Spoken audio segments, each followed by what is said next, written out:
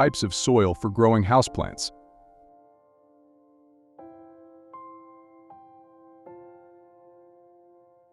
Hello everyone!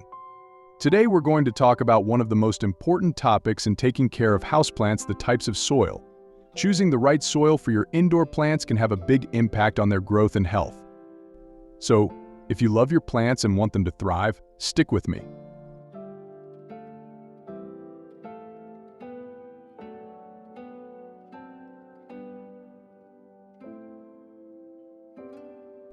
If you're a plant enthusiast, you've probably come across various soil mix names while researching how to care for different plants. You might have even used some of these soils but not fully understood their purpose for the plant. Every component used in plant soil offers specific benefits to the plant.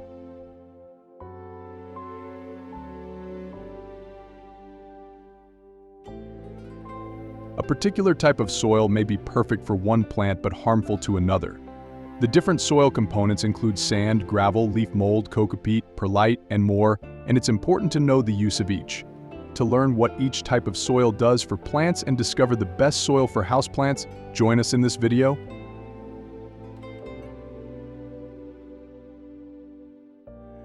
What soil is suitable for plants?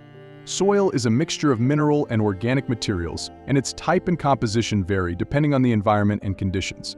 A key factor in water absorption by soil is particle size, which plays a significant role in agriculture and gardening.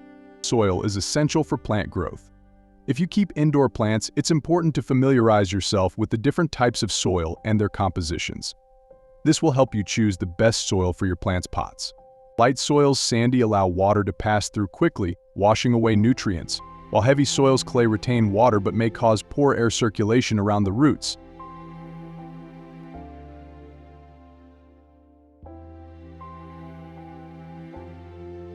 Types of soils.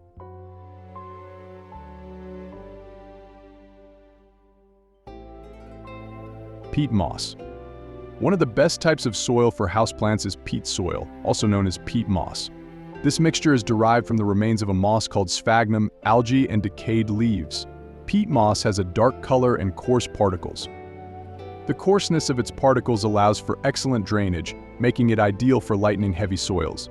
Additionally, peat moss can be added to alkaline soils to make them more acidic. One of the advantages of peat moss is its affordable price. For an excellent soil mix for your plants, you can combine peat moss with perlite and garden soil.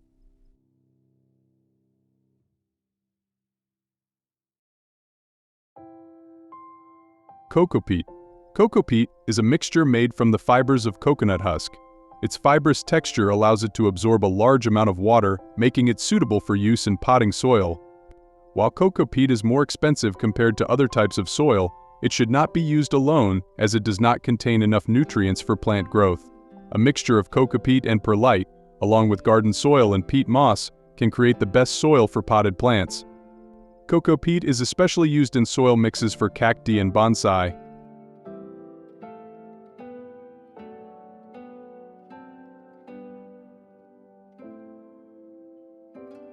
Leaf mold.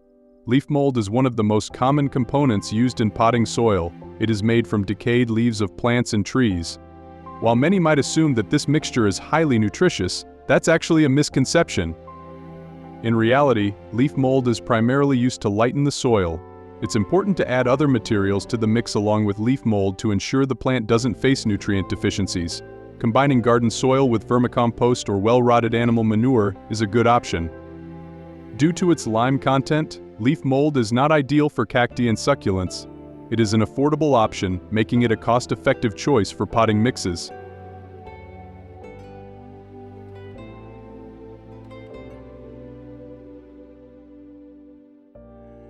Perlite.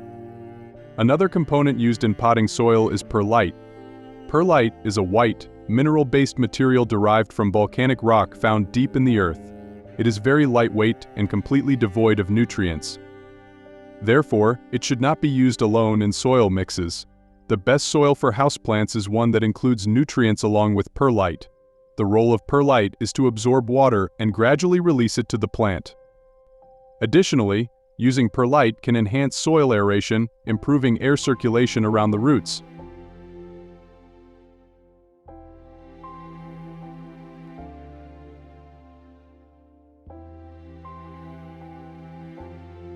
Sandy soil. Sand on its own is a poor soil that cannot provide the necessary nutrients for plants. It also has low water retention and allows most of the water to pass through quickly. However, this high permeability makes sand an important component in soil mixes.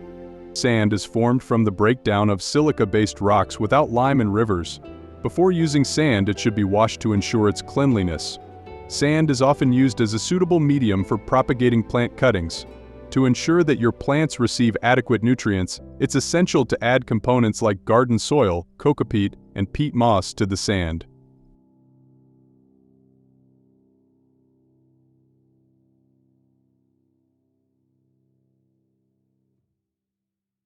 Loamy soil. One of the most commonly used and best types of soil for houseplants is loamy soil. Loamy soil is a mixture of 50% sand, 40% silt, and 10% clay. Due to its high porosity and resistance to erosion, loamy soil is widely used in gardening and agriculture. If you plan to use loamy soil for houseplants, it's best suited for plants with moderate water needs. Additionally, adding vermicompost to loamy soil can significantly enhance its nutrient content.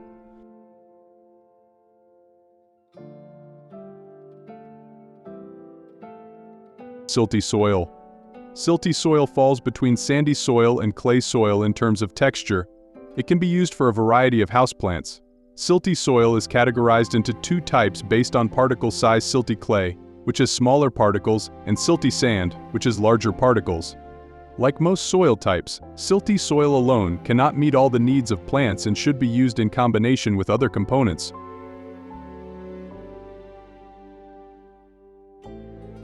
Clay soil. Clay soil has a high density of particles and absorbs water well, but its permeability is very low. As a result, when water is absorbed, the soil becomes compacted, restricting the spread of plant roots. While clay soil has a high percentage of minerals like calcium and potassium, it contains low organic matter. The higher the clay content in the soil, the heavier it becomes. Therefore, using clay in the mix for plants that require good drainage is not recommended.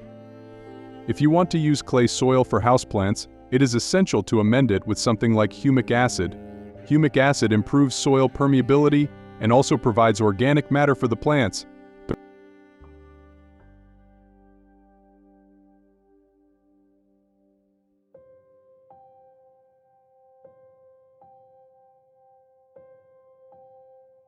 Garden soil. Garden soil is one of the nutrient-rich soils that can be found almost anywhere. It has a heavy composition and should not be used alone for plants. On the other hand, this soil is high in nutrients and is best used in small amounts for plants. So, if you don't have access to other types of soil and want to create the best potting mix, combine garden soil with some sand and animal manure and use it for your plants.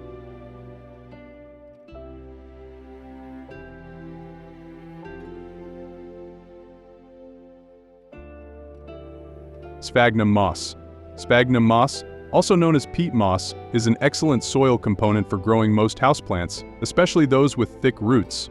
Sphagnum moss can absorb water up to 25 times its own weight and gradually releases this water to the plant over time.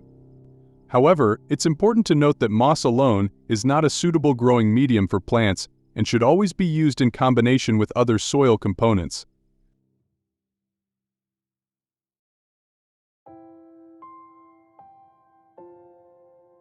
Humus is a biochemical compound formed from the remains of plants and animals in the soil. It has a dark brown to black color. Humus cannot be used as soil on its own. Instead, it serves as a highly nutritious organic fertilizer when combined with other soils.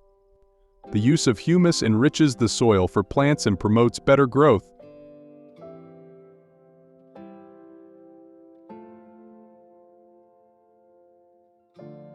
Vermicompost. Vermicompost cannot be considered a type of soil on its own. Rather, it is a nutrient-rich, odorless fertilizer produced through the activity of earthworms. Vermicompost is a very lightweight mixture that can retain a significant amount of water. It contains micronutrients such as zinc, copper, manganese, and iron, which can enhance plant growth. Additionally, vermicompost can aid in rooting processes and the growth of cuttings.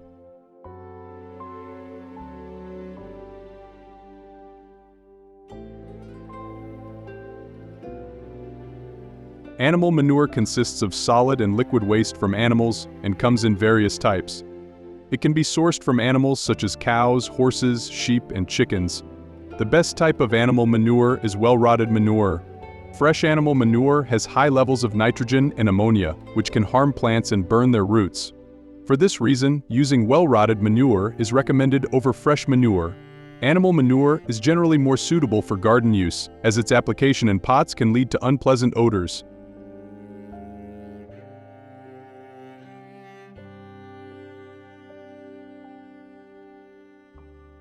I hope this video has helped you better choose the right soil for your plants. Remember, each plant has its own specific needs, and selecting the proper soil is one of the keys to successful plant care.